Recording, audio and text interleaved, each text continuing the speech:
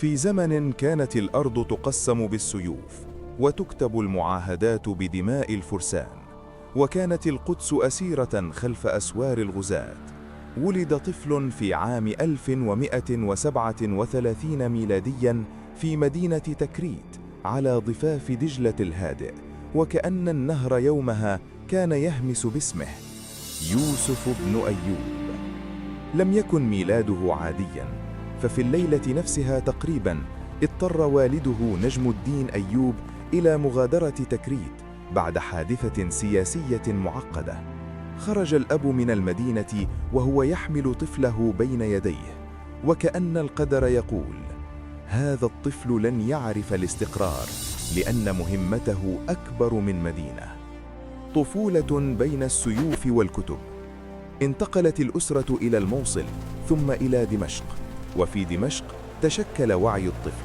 لم يكن يوسف متهورا، لم يكن مغرما بالحروب كغيره من أبناء القادة.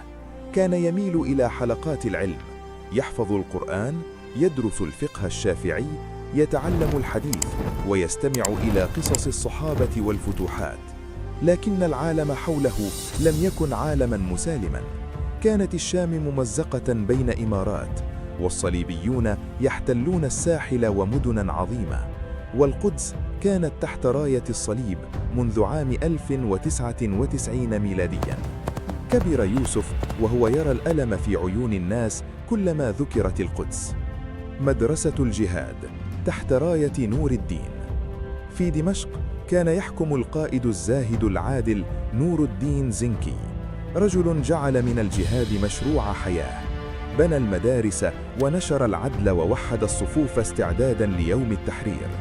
انضم صلاح الدين إلى جيشه تحت قيادة عمه أسد الدين شيركوه، وفي الحملات على مصر بدأ اسمه يظهر. مصر حين تغير المسار. كانت مصر تحت حكم الدولة الفاطمية تعاني من صراعات داخلية وتدخلات صليبية. دخل صلاح الدين إلى القاهرة شاباً في العشرينات.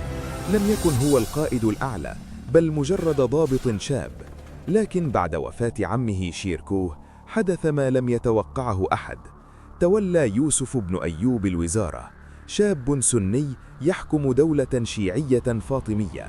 كان الوضع حساساً للغاية، لكنه تصرف بحكمة. لم ينتقم، لم يبطش، بل أعاد تنظيم الدولة بهدوء.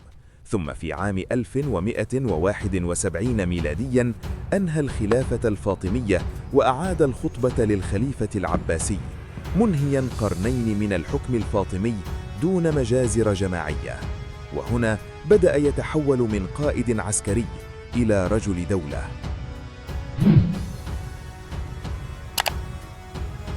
لو الحلقة عجبتك ما تنساش تدوس لايك وتشترك في القناة عشان يوصلك كل جديد، وكمان اكتب رأيك في تعليق تحت عشان نعرف رأيك ونكمل معاكم. الحلقة دي معمولة بالاشتراك مع قناة تانية محترمة جدا، وسايب لكم رابطها في الوصف وفي شاشة النهاية. بطلب منكم تدعموها وتشتركوا فيها عشان تكبر وتستمر. دعمكم هو اللي بيخلينا نكمل. وكمان الجزء الثاني من القصة هينزل هناك. أشوفكم على خير، مع السلامة. وكل عام وأنتم بخير وصحة وعافية بمناسبة شهر رمضان المبارك. رمضان كريم.